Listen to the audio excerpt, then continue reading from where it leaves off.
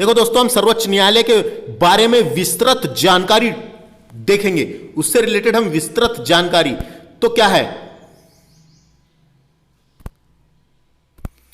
दोस्तों, भारत का सर्वोच्च न्यायालय न्यायिक समीक्षा की शक्ति के साथ देश का शीर्ष न्यायालय है। न्यायिक समीक्षा की शक्ति के साथ देश का शीर्ष न्यायालय है। वह भारत के संविधान के तहत न्याय की अपील हेतु अंतिम न्यायालय भी है। सर्वोच्च न्यायालय अंतिम न्यायालय है ना, उसके ऊपर कैसे जाएंगे।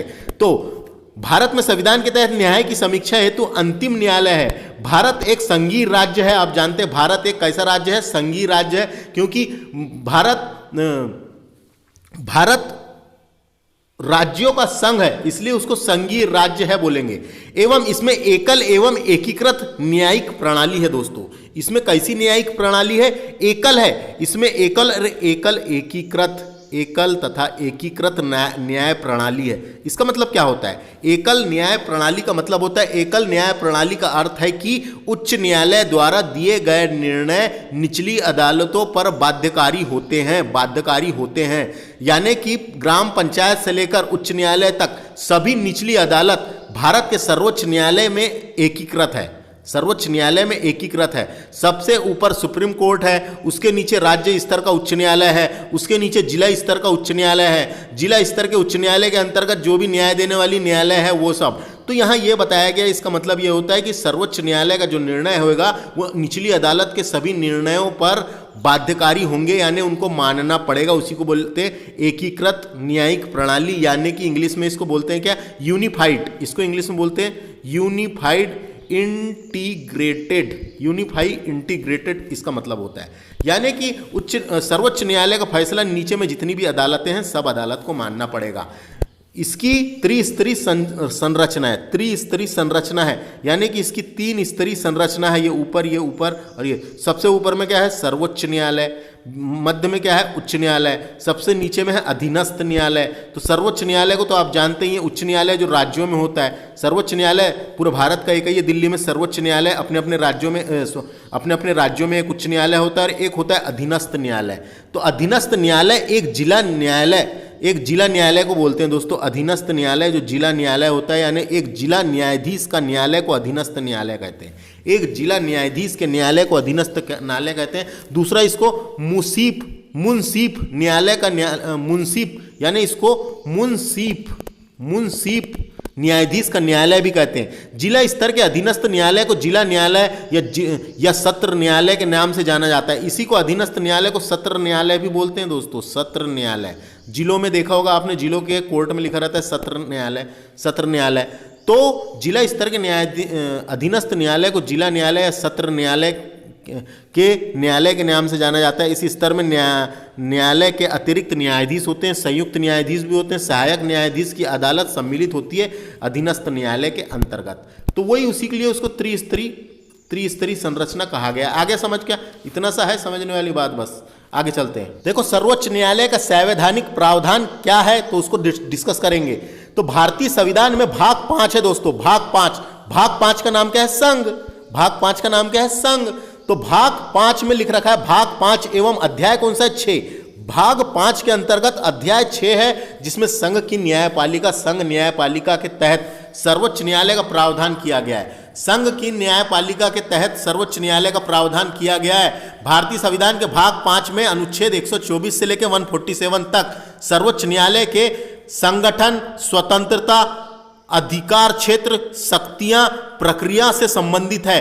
तो इस पूरे अनुच्छेद में लिख रखा है, अनुच्छेद 124 से लेकर 147 तक के कुछ अनुच्छेद में उनके गठन के बारे में बताया गया है, कुछ में वेतन, कुछ में कुछ संगठन के बारे में, उनकी स्वतंत्रता, उनको न्यायपालिका को क्या स्वतंत्रता दी गई है उसके बारे में बताया गया है, उनका अधिकार क्षेत्र कितना होगा उसके बारे में बताया गया है, उनको क्या क्या शक्तियां सौंपी गई है उन सब के बारे में बताया गया है, और प्रक्रियाओं से संबंधित है, वो प्रक्रिया कैसी काम करेगी, क्या चलेगी, ये सब लिख रखा है। तो कभी पूछा कहां से कहां तक दिया हुआ है, तो अनुच्छेद 124 से लेकर 147 तक के संघ की न्यायपालिका का उल्लेख मिलता है, याद रखना है।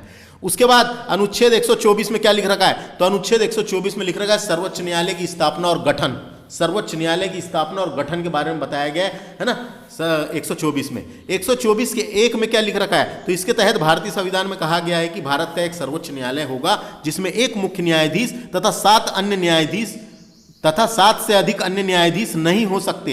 तब भी कानून द्वारा, अगर बढ़ाना है संख्या, कानून द्वारा संसद अन्य न्यायाधीशों की संख्या में वृद्धि कर सकती है, यानी न्यायाधीशों की बड़ी संख्या निर्धारित नहीं कर सकती, बड़ी संख्या निर्धारित नहीं कर सकती, ऐसा कहा गया था, है ना। लेकिन फिर धीरे धीरे बढ़ाना चालू कर दी। तो संविधान के अनुच्छेद 124 के तहत भारत में सर्वोच्च न्यायालय के न्यायाधीशों की संख्या में वृद्धि करने की शक्ति संसद को दी गई है, संसद को दी गई है, संसद में निहित है। संसद अभी तक के 6 बार न्यायाधीशों की संख्या में वृद्धि कर चुकी है दोस्तों। मूल संविधान में 7 थी, देखो यहाँ पे 7 लिखा है। मूल संविधान में टोटल 8 थी, जिसमें से 1 मुख्य न्यायाधीश और 7 अन्य न्यायाधीश थे, तो टोटल 8 थी। तो यहाँ पे लिखा है ना 7 से अधिक न्यायाधीश नहीं हो सकते। तो वर्तमान में कितने, 2019 में संशोधन हुआ और उसमें 34 हो गई। 34 यानी 1 + 33, 1 मुख्य न्यायाधीश और 33 अन्य न्यायाधीश है।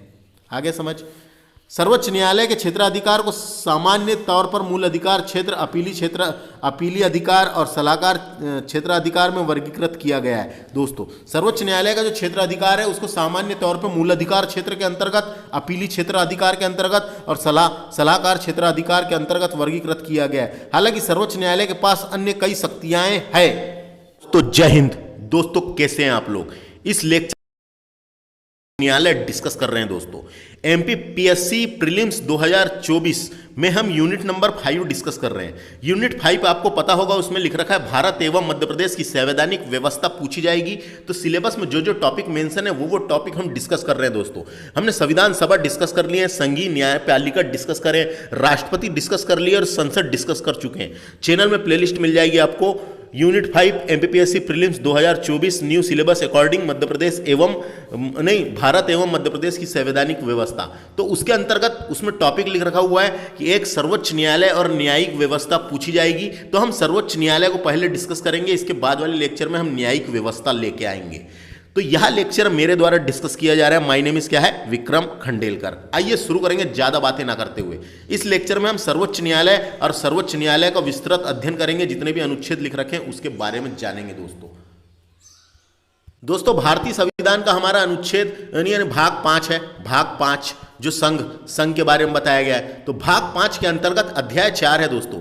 अध्याय कौन सा है, अध्याय 4। अध्याय 4 जो संघ की न्यायपालिका का उल्लेख करता है, संघ की न्यायपालिका का उल्लेख करता है। और इसमें अनुच्छेद 124 से लेके 147 तक के, 124 से लेके 147 तक के न्यायपालिका के बारे में लिख रखा है दोस्तों। न्यायपालिका के बारे में संबंधित अनुच्छेद दिए रखे हैं, 124 से लेके 147 तक के दिए हुए हैं दोस्तों। तो इन बारी बारी से हम इनको डिस्कस करेंगे। तो क्या क्या याद रखना है यहाँ से, भाग कौन सा है, भाग है 5 जो संघ वाला, और अध्याय कौन सा है, 4 है।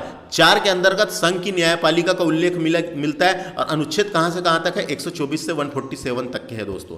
तो आइए शुरू करेंगे। तो सबसे पहले आपको जानकारी के लिए बता दूं कि सर्वोच्च न्यायालय क्या है। तो सर्वोच्च न्यायालय क्या है, तो भारत का सर्वोच्च न्यायालय भारत का सर्वोच्च न्यायिक निकाय है दोस्तों। सर्वोच्च न्यायिक निकाय है और संविधान के तहत भारत गणराज्य का सर्वोच्च न्यायालय है। यह सबसे वरिष्ठ संवैधानिक न्यायालय है। इसके पास न्यायिक पुनरावलोकन की शक्ति है।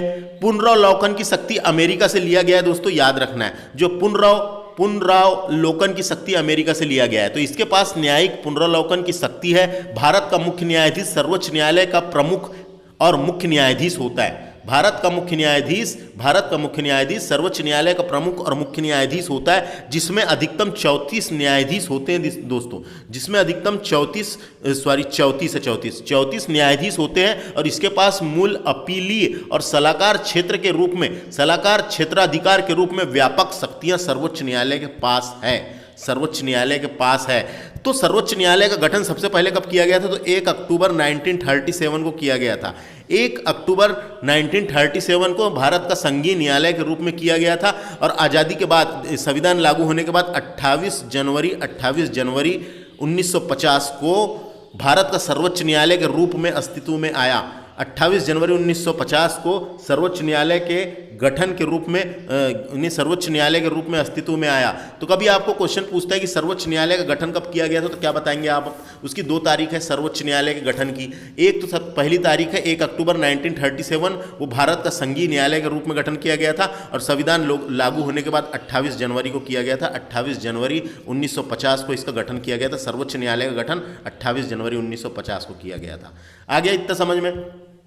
उसके बाद बात करते हैं अपन, इसमें मैंने बता दिया अनुच्छेद कहाँ से कहाँ तक दिए हुए हैं। तो अनुच्छेद 147 124 से लेकर 147 तक के इसके बारे में लिख रखा है। सबसे पहले बात करते हैं अपन अनुच्छेद 147 की, अनुच्छेद 124 की। इसमें उच्चतम न्यायालय की स्थापना व गठन का प्रावधान दिया गया। डायरेक्ट क्वेश्चन आ सकता है अपने को कि सर्वोच्च न्यायालय की स्थापना और गठन किस अनुच्छेद में लिख रखा है, तो अनुच्छेद 124 में लिख रखा है, याद रखना है। इसमें उच्चतम न्यायालय की स्थापना और गठन का प्रावधान है। तो इसकी स्थापना कब की गई थी और इसका गठन कब किया गया था, तो 28 जनवरी 1950 को इसका गठन किया गया था। ये दिल्ली में है, आ गया समझ। तो ये क्वेश्चन आ सकता है दोस्तों, याद रखना है। तो भारत इसमें लिख रखा है कि इसमें अनुच्छेद 124 में लिख रखा है भारत का एक सर्वोच्च न्यायालय होगा, उसमें एक मुख्य न्यायाधीश और अन्य न्यायाधीश होंगे, उसमें एक मुख्य न्यायाधीश और अन्य न्यायाधीश होंगे, ये बताया गया, ये लिख रखा है किसमें, इसमें, याद रखना है। अगला अनुच्छेद डिस्कस करते हैं हम, अनुच्छेद 125। अनुच्छेद 125 में क्या लिख रखा है दोस्तों, तो ये समझ में आया कि पहले अनुच्छेद 124 है ना। तो 28 जनवरी 1950 से सर्वोच्च न्यायालय ने प्रीवी काउंसिल की न्यायिक समिति को अपील की, प्रीवी काउंसिल की न्यायिक समिति को अपील की और सर्वोच्च अदालत के रूप में बदल गया था। वही संघीय न्यायालय सर्वोच्च अदालत के रूप में बदल गया था, है ना। तो बस अगला अनुच्छेद है अनुच्छेद 125। इसमें न्यायाधीशों के वेतन इत्यादि के बारे में लिख रखा है दोस्तों। तो अनुच्छेद 125 में कहा गया है उच्चतम न्यायालय के न्यायाधीशों के वेतन एवं भत्ते वेतन एवं भत्ते भारत की संचित निधि से निर्मित है, यानी संचित निधि से दिए जाएंगे। तो न्यायाधीशों के वेतन एवं भत्ते भारत की संचित निधि से दिए जाएंगे, अनुच्छेद 125 में लिख रखा है, इतना याद रखना है। अनुच्छेद 126 की बात करेंगे। इसमें कार्यकारी मुख्य न्यायाधीश की नियुक्ति के बारे में बताया गया है। इसमें कार्यकारी मुख्य न्यायाधीश की नियुक्ति के बारे में बताया गया है। भारत के मुख्य न्यायाधीश का पद रिक्त या जब भी मुख्य न्यायाधीश अनुपस्थिति के कारण अपने पद का कर्तव्य का पालन असमर्थ कर न्यायालय राष्ट्रपति इस प्रयोजन के लिए नियुक्ति करेगा, है ना, और उसका कर्तव्य का पालन करेगा। तो इसमें क्या लिख रखा है, इस अनुच्छेद में क्या लिख रखा है, न्यायाधीशों की नियुक्ति। तो सुप्रीम कोर्ट के मुख्य न्यायाधीश की नियुक्ति राष्ट्रपति द्वारा की जाती है तथा अन्य न्यायाधीशों को मुख्य न्यायाधीश द्वारा शपथ दिलाया जाता है, तथा अन्य न्यायाधीशों को मुख्य न्यायाधीश के द्वारा शपथ दिलाया जाता है। तो यहां पे क्या समझ में आया, सुप्रीम कोर्ट के मुख्य न्यायाधीश को राष्ट्रपति द्वारा,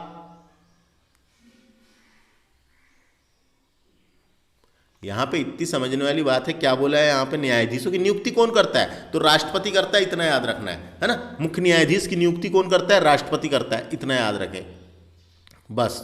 सुप्रीम कोर्ट के मुख्य न्यायाधीश को राष्ट्रपति शपथ दिलाता है तथा अन्य न्यायाधीश को मुख्य न्यायाधीश शपथ दिलाता है, बस इतना याद रखें। यहां समझ में आएगा, ये इतना याद रखें। फिर बात करते हैं अनुच्छेद 127।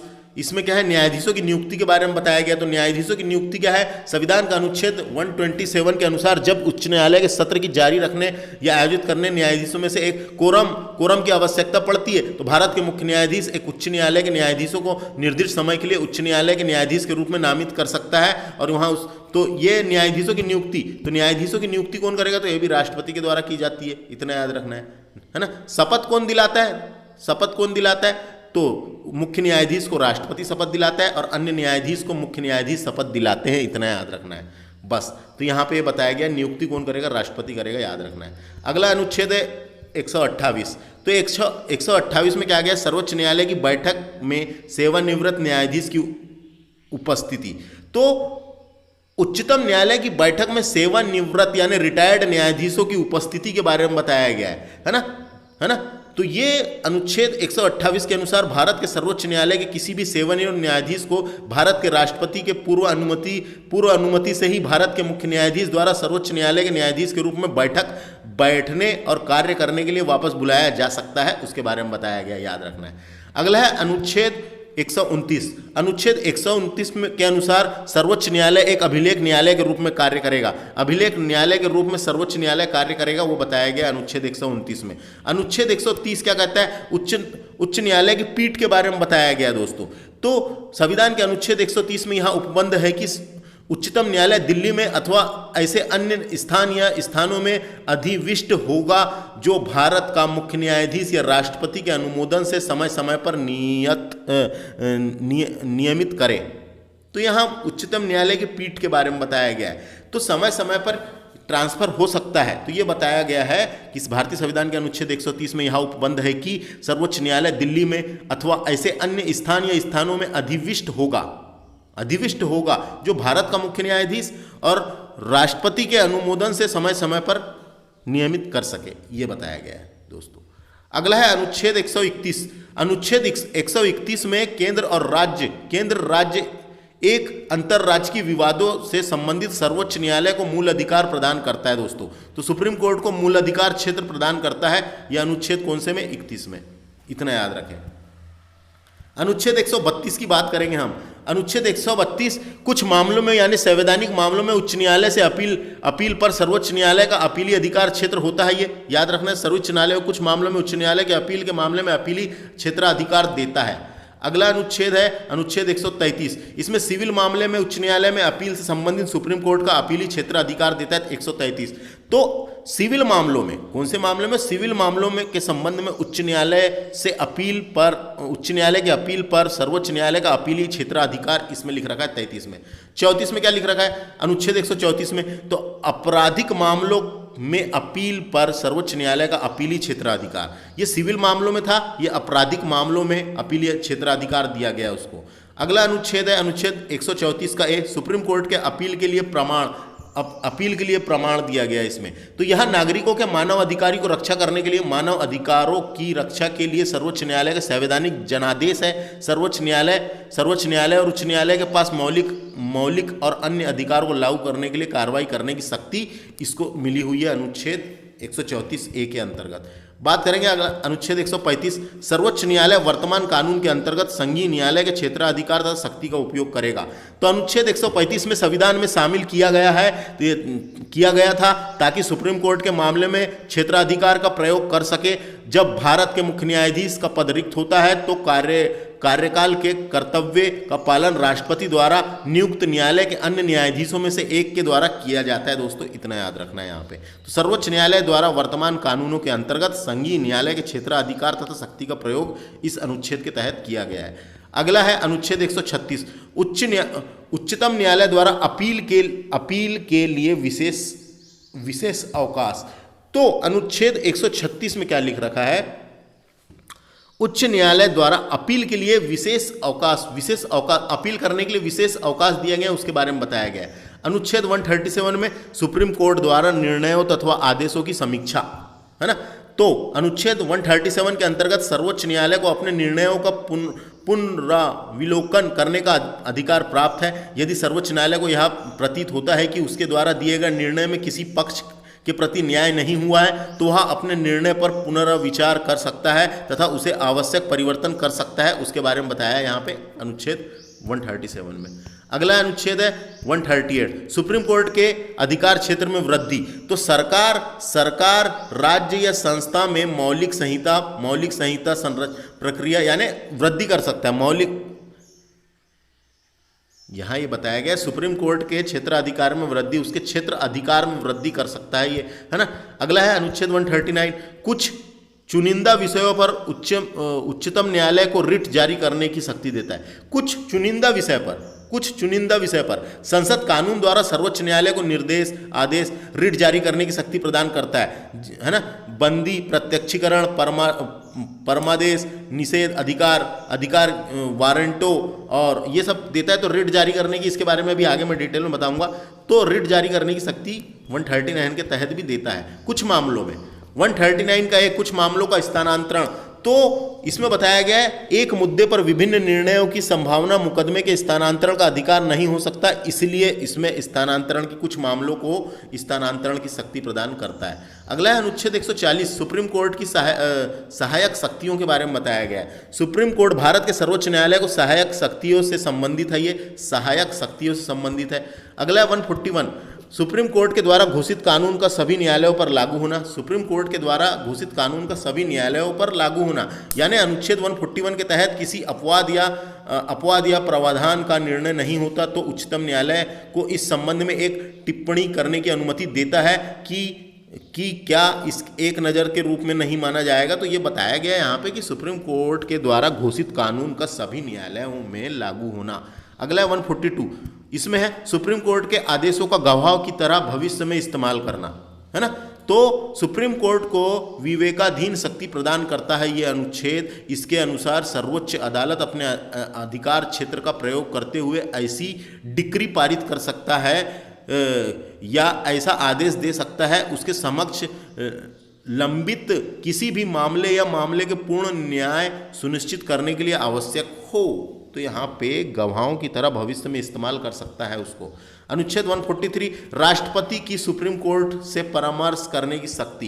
तो अनुच्छेद 143 के अनुसार जब कभी राष्ट्रपति को ऐसा लगने लगे कि विधि या तथ्य से संबंधित कोई ऐसा प्रश्न उठा है अथवा उठने की संभावना है तो सार्वजनिक महत्व का है अथवा किसी प्रकृति ऐसी है कि उस पर प्रकृति ऐसी है कि उस पर सर्वोच्च न्यायालय का परामर्श लेना उचित होगा तो राष्ट्रपति उस प्रश्न को सर्वोच्च न्यायालय के समक्ष परामर्श हेतु भेज सकता है।